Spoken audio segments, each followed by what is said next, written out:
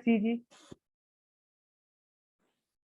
हमने क्या कैलकुलेशन की, 3430 तो ये अमाउंट कैपिटलाइज होने जा रहा है जी।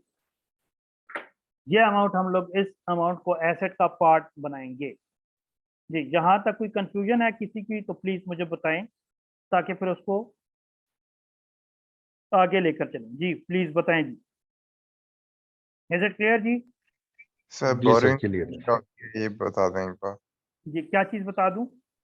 बोरिंग कॉस्ट क्या होती है? बोरिंग कॉस्ट होती है, देखें अगर आप बैंक से लोन लेने जाएंगे तो बैंक क्या आपको फ्री में देगा लोन? जी, यस नहीं और सर, इंटरेस्ट करेगा। इंटरेस्ट। तो बोरिंग कॉस्ट यही होती है, इंटरेस्ट कॉस्ट, ठीक है। जब आप पैसा बोरो करते हैं बैंक से या डिफरेंट इंस्टीट्यूशन से, ठीक है, तो उसके ऊपर जो कॉस्ट आपको बियर करनी पड़ती है, जो इंटरेस्ट आपको बियर करना पड़ता है, इंटरेस्ट पे करना पड़ता है, उसको हम लोग बोरिंग कॉस्ट कहते हैं, ठीक है जी। जी, ये बात समझ आ गई? ठीक है सर। तो बड़ा छोटा सा और बड़ा सिंपल सा स्टैंडर्ड है, ठीक है। तो इंशाल्लाह कोई प्रॉब्लम नहीं होगी। एनीवे जी, तो बहरहाल हमारा यहाँ तक कंप्लीट हो गया ये हमारा चैप्टर। इसको हम लोग कंक्लूड, दैट्स इट। तो हमने 3 स्टैंडर्ड्स पढ़े जी, और वो 3 स्टैंडर्ड्स क्या पढ़े? 3 स्टैंडर्ड्स में हम लोगों ने पढ़ा IAS 16, IAS 40 और IAS 23। IAS 16 क्या है? प्रॉपर्टी प्लांट एंड इक्विपमेंट जी। IAS 40 क्या है? इन्वेस्टमेंट प्रॉपर्टी, ठीक है। और IAS 23 क्या है? That is borrowing cost, right जी। जी, यहाँ तक बातें क्लियर जी? अच्छा जी, लेट्स सी, अगर किसी का क्वेश्चन हो तो प्लीज पूछ सकते हैं, अदरवाइज अब हम लोग मूव कर रहे हैं, हम एग्जाम किट से कुछ क्वेश्चंस डिस्कस करते हैं, ठीक है जी। Look at here, question number 51 जी, section B, impairment of assets से।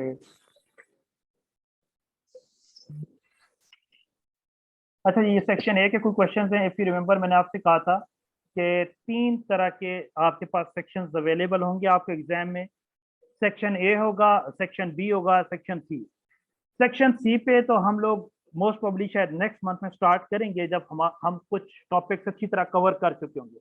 क्योंकि सेक्शन सी में आपके पास 2 क्वेश्चंस आएंगे, लॉन्ग क्वेश्चंस होंगे 20 मार्क्स के, और वो जो आपको क्वेश्चंस देगा वो आपको कंसोलिडेटेड फाइनेंशियल स्टेटमेंट्स में देगा, या इंडिविजुअली जो कंपनी की फाइनेंशियल स्टेटमेंट्स होती हैं वो बनानी होंगी, ठीक है। या फिर वो आपको उसका कोई पार्ट कह सकता है कि आप ये बना दें, ठीक है। तो इसीलिए उस पर तो हम लोग शायद इस मंथ में नहीं, लेकिन इंशाल्लाह मेरी पूरी कोशिश है कि हम लोग जब नेक्स्ट मंथ हमारा स्टार्ट हो फ्रॉम 1 नवंबर, तो हम सेक्शन सी के क्वेश्चन प्रैक्टिस करना शुरू कर दें, ठीक है।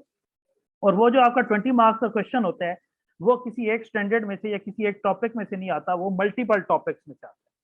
तो इसीलिए हम लोग ज्यादा से ज्यादा, मेरी कोशिश है कि इस महीने में टॉपिक्स कवर कर लें, ताकि हम लोग 1 नवंबर से उन क्वेश्चंस को प्रैक्टिस करना शुरू करें।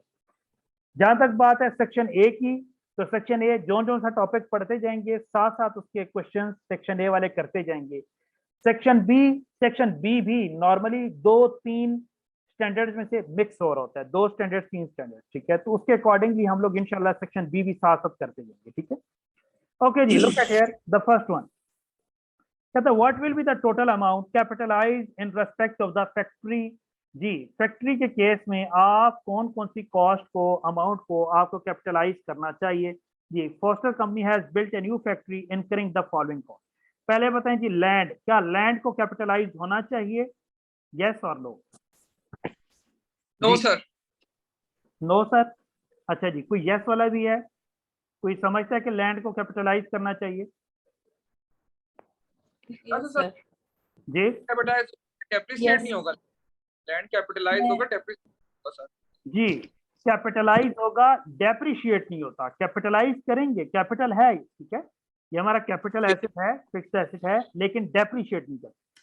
मुझे लगा आपने पूछा होगा कि नहीं होगा। नहीं नहीं, देखिए हमने कैपिटलाइजेशन पढ़ रहे हैं, ठीक है। ओके जी, मटेरियल, कैपिटलाइज होगा। जी मटेरियल होगा कैपिटलाइज, जी होगा। बिल्कुल होगा। लेबर होगी कैपिटलाइज, जी नो yes, होगी, जी होगी।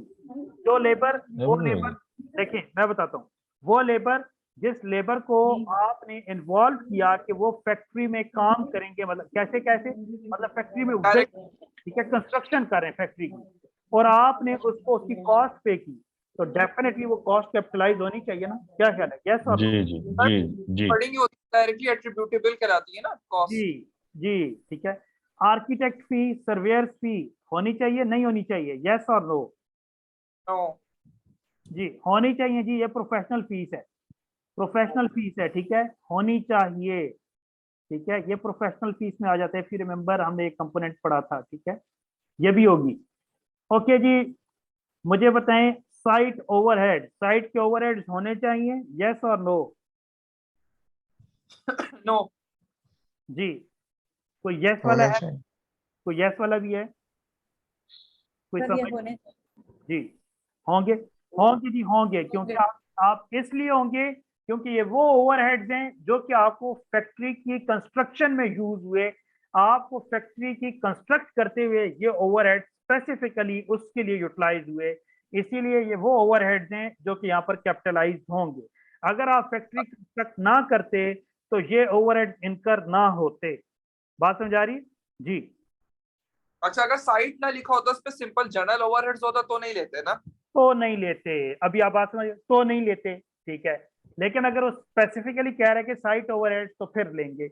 ओके जी, लेकिन डेफिनेटली अगर कंस्ट्रक्शन है, आप कंस्ट्रक्ट करवा रहे हैं, हो सकता है वहां पे कोई सुपरवाइजर था जो उस कंस्ट्रक्शन को सुपरवाइज कर रहा था, ठीक है, तो डेफिनेटली सुपरवाइजर को आपने सैलरीज दी होंगी, ठीक है। आप वहां पे कोई इलेक्ट्रिसिटी आपने यूज की, आपने वहां पे कोई पानी यूज कर लिया, ठीक है, ये और इस तरह की कोई कॉस्ट वहां पे आपको बियर करनी पड़ गई, तो डेफिनेटली फैक्ट्री की कंस्ट्रक्शन के लिए स्पेसिफिकली आप यूज करें। बात समझ आ रही? ओके जी, apportioned एडमिनिस्ट्रेटिव ओवरहेड, इनको कैपिटलाइज करना चाहिए? अब एडमिनिस्ट्रेटिव के लिए तो होना तो नहीं चाहिए क्योंकि नहीं, साइट से रिलेशन। नहीं होंगे। टेस्टिंग ऑफ फायर अलार्म, जी आप फायर अलार्म टेस्ट करें, होनी चाहिए, जी नहीं। होनी नो। चाहिए, होनी चाहिए ये भी साइट से। जी। नहीं देखिए जी, आप फायर अलार्म टेस्ट कर रहे हैं, ठीक है, आपने भी बिल्डिंग फैक्ट्री बनाई, फैक्ट्री अभी ऑपरेशनल नहीं हुई, अभी आपने ऑपरेशनल होने से पहले अभी आप उसको टेस्ट कर रहे हैं, उसके डिफरेंट फंक्शंस को, तो ये जो टेस्टिंग कॉस्ट होगी ये जरूर कैपिटलाइज होगी, ठीक है। अच्छा सर, जी कैसे टेस्ट की जगह होता training of fire alarms uses, तो फिर क्या होता?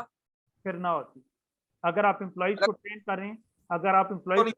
अगर आप एम्प्लॉइज को ट्रेनिंग दे रहे हैं फिर नहीं होगी, ठीक है। ओके। एम्प्लॉइज की उसकी वजह ये है, उसकी वजह ये है, वो कहते हैं कि जो एम्प्लॉइज हैं, अगर आपने एम्प्लॉइज को ट्रेनिंग दे दी, उनको नॉलेज दे दिया, तो क्या आप एम्प्लॉइज को बाउंड कर सकते हैं? आपने ट्रेनिंग दी, वहां से एम्प्लॉय छोड़ के चला गया, फिर उस ट्रेनिंग का कोई ओके। फायदा, ठीक है। तो इसीलिए जो एम्प्लॉयज की ट्रेनिंग है उसको कभी भी कैपिटलाइज नहीं करना। ओके जी, business rate for first year, जी आपने बिजनेस स्टार्ट कर दिया, स्टार्ट करने के बाद जो भी उस पे रेट्स हैं, टैक्सेस वगैरह हैं, ठीक है, तो पहले साल के तो वो क्या कैपिटलाइज होने चाहिए, यस और नो? जी नहीं होने चाहिए, नहीं करेंगे। बिजनेस रेट्स, कोई रेंट्स वगैरह हैं, रेट्स हैं, टैक्सेस हैं, ठीक है, तो नहीं होते, ठीक है। तो ये दोनों छोड़ के उसके अलावा बाकी सारी की सारी इसमें एलिमेंट्स, कंपोनेंट्स कैपिटलाइज होंगे, ठीक है जी। बात समझ आ गई, यस और नो? जी यस सर। किसी का इसमें से कोई क्वेश्चन है तो पूछ सकते हैं। नहीं सर। ओके जी, लेट्स सी नेक्स्ट है, इसको वैसे देख लें इसमें से आंसर इसका क्या बनता है, इन दोनों को छोड़ के बाकी सारे टोटल कर 7112 माइनस माइनस 12 करें तो आपके पास आ जाएगा 7100। 7100 में से आप 150 मजीद लेस कर लें तो ये 6950 बनेगा, दिस वन, ठीक है। ओके जी, नेक्स्ट चल रहे हैं, नेक्स्ट मूव हो रहे हैं जी। कहता है calculate the borrowing cost which can be capitalised in respect of this project for the year ended 31st of December 2018. Okay जी, फाइन, लुक एट हियर, क्या कहता है Carriageways company had the following bank loans outstanding during the whole of 2028, which form the company's general borrowing for the year. ठीक है, ये general borrowings हैं, इनकी average लें जी। कैसे लेंगे?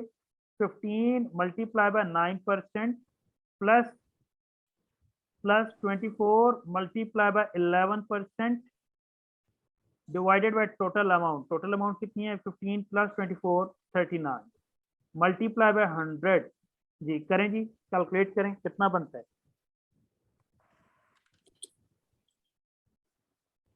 फिफ्टीन का 9% लें, it is going to be 1.35।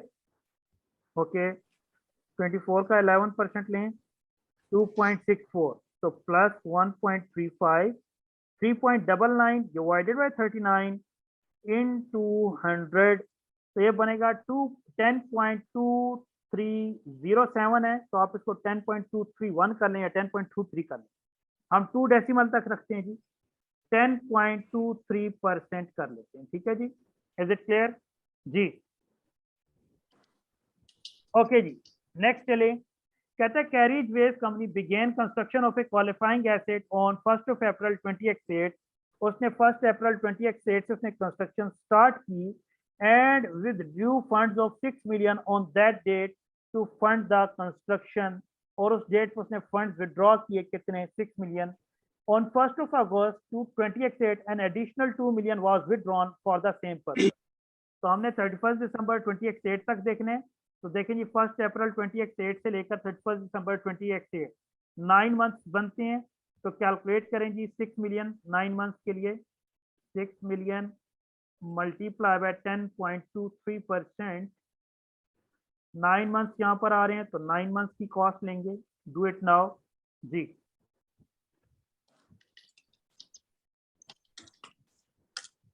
460 how much? 460,350 460,350। Okay, इसी तरह नेक्स्ट टाइम 2 मिलियन ड्रॉ किया। ओके जी, 2 मिलियन पे कैलकुलेट करते हैं। 2 मिलियन, तो पूरे साल की कॉस्ट कितनी है? 10.23%। हमने कितने पीरियड पे प्रोरेट करने हैं? अगस्त, 1 अगस्त से उसने स्टार्ट किया, अगस्त, सितंबर, अक्टूबर, नवंबर, दिसंबर, 5 मंथ पे इसको प्रोरेट करेंगे। So let's see, multiply by 5 divided by 12. Do it now, please. 85250. 85250, right? Total करें इसका, टोटल करें।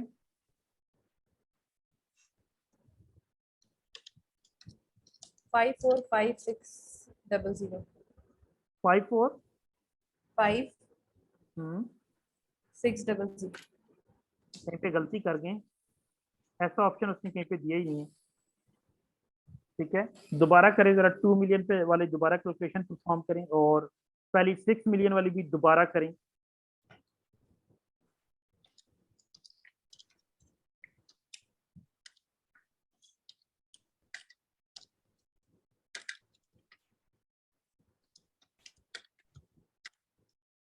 सर 6 मिलियन वाली तो सेम आ रही है। 2 सर सही में आ रही है। 2 मिलियन सेम आ वाली, रही 2 मिलियन वाली 2 मिलियन वाली भी सेम है सर। आ रही है सर। तो फिर कहीं पे कैलकुलेशन में गलती कर रहे हैं, मंथ गलत सर कैलकुलेट कर। अपोर्शमेंट गलती नहीं कर रहे हैं कहीं हम लोग? सॉरी, मंथ अपोर्शमेंट में तो नहीं कर रहे हैं कहीं गलती? 9 और 5 की जगह 8 और 4 तो नहीं आएगा? देखिए 1 अप्रैल से ऑनवर्ड्स काउंट करें, कितने मंथ्स बन रहे हैं? 1 अप्रैल से 31 दिसंबर तक कैलकुलेट तो करें। 9 ही रहे। सर 8 बन रहे ना? अच्छा 9 बन रहे, ठीक ठीक। नहीं, ठीक है। इसी तरह नेक्स्ट देखें, नेक्स्ट उसने 1 अगस्त है, तो 1 अगस्त से 31 दिसंबर तक देखें। 5 ही बन रहा है। 5 ही है सर। 5 में जस्ट अ मिनट जी, प्लस 460350 545600। इसने यहाँ पे और तो कोई ऐसी इंफॉर्मेशन नहीं दी।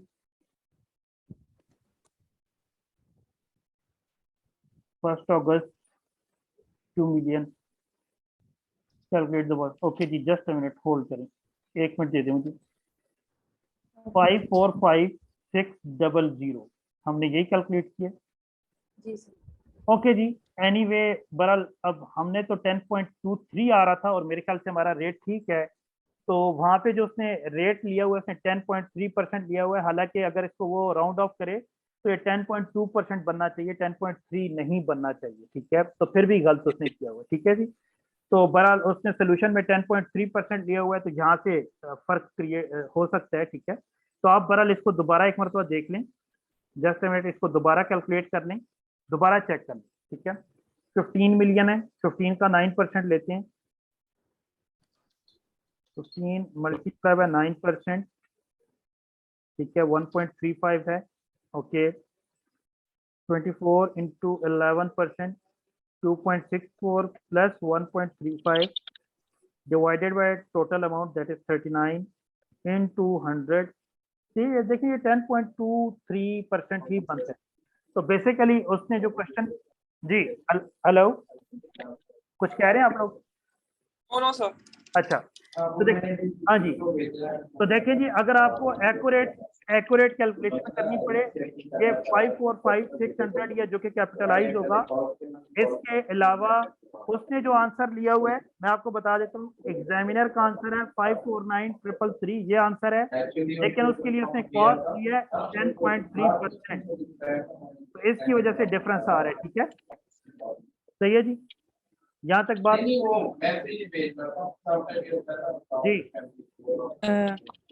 किसी का क्वेश्चन है तो प्लीज। सर लेकिन 10.3 हमने 1 डेसिबल में क्यों ले गए? हम हमेशा 2 लेते हैं ना, दो ले तो लें, एग्जाम में हमें कैसे? बेहतर है 2 ले लें, बेहतर है 2 डेसिमल पॉइंट्स ले लें, एटलीस्ट 2 डेसिमल पॉइंट। लेकिन उसने 1%, उसने जो 1 डेसिमल पॉइंट भी लिया वो भी गलत लिया ना, अगर उसको भी रखें तो ये 10.2% बनता है, 10.3 नहीं बनता, 10.3 नहीं होता। ठीक है। तो बहरहाल एनीवे ये उसका सोल्यूशन है, हमारा जो मेथड है, मेथड बिल्कुल ठीक है, इसमें कोई गलती नहीं है, ठीक है जी, सही है, इज इट क्लियर?